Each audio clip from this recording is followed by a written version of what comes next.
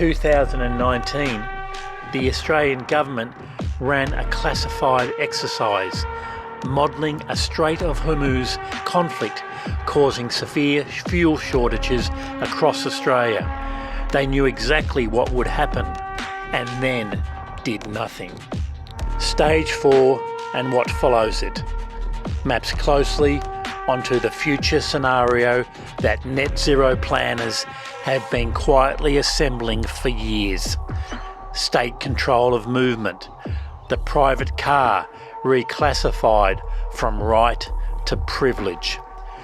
Populations concentrated in walkable urban hubs.